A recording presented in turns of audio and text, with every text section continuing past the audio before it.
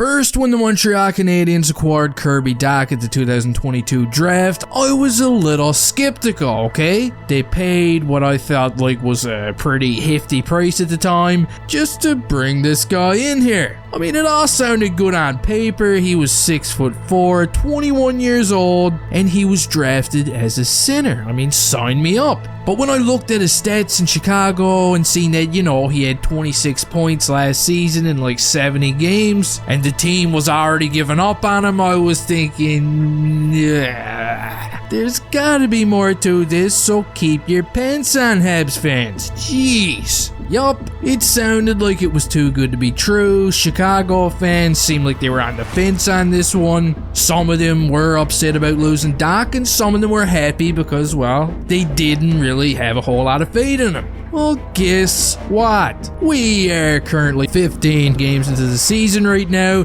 and if Kirby Dach was on the Chicago Blackhawks roster, today he'd be leading the team in points. He's got 14 points in 15 games. The guy is just pure cleavage out there, showing off the goods all over the ice, taking hits, making plays, helping opponents enter their benches safely after a long shift. He's been doing a bit of everything, and a lot of this right now can be credited to some good coaching in my opinion. Because you see, while things were going pretty good over the past couple of weeks, it wasn't really wine and roses for Dach right away. He didn't look bad out there, but he didn't look really good either. In the preseason and at the very start of the regular season, we watched him struggle a little bit at the face-off dot and just carrying the extra workload of being a center. But instead of, demoting him to the fourth line, making him sit out, or just plain sending him down to play in a bear league somewhere, Marty moved him to the wing and put a big guy like Dach, who's oozing with talent, alongside Captain Nick Suzuki and little colonoscopy Caufield. And I'll tell you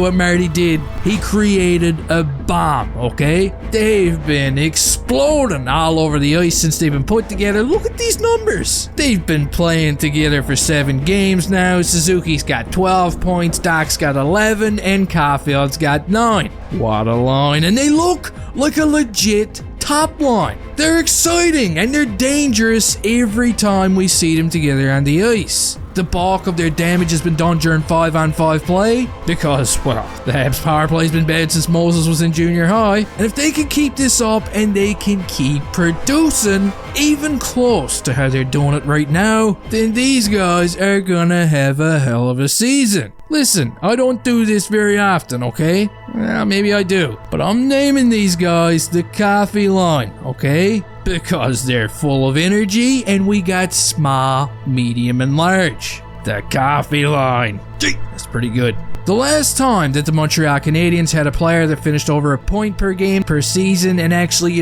played was Alexei Kovalev back in like 2007, 2008. We were talking about this a few videos ago. And right now, in 2022, 2023, a season where everybody expected the Habs to be dog shit, especially me, we've got kids. These guys are still pups. I'm pretty sure one of them's still in pull-ups. And to see them produce at over a point per game together, man, it's good. And yeah, it's early into the season and they're gonna have their ups and downs as time goes on. Lots of them. But you gotta admit, they've been gold so far. They're gold, Jerry. So overall, I've been really impressed with the play of Kirby Dach. Really impressed. And one last nice thing about him, if he can keep this up and he can keep producing at a rate like this guy just signed a contract valued at $3.363 million per season, right up until 2026, 2027. So I don't know what you guys think, but it's looking pretty damn good right now. But anyway, guys, that does it for this video. Let me know your thoughts on Kirby Dach down in the comment section. Show the man some love. If you hate him, show me some of that too. I want to hear all about it. Don't forget to tear the side out of the like button on the way out of here. And hey, see you next time.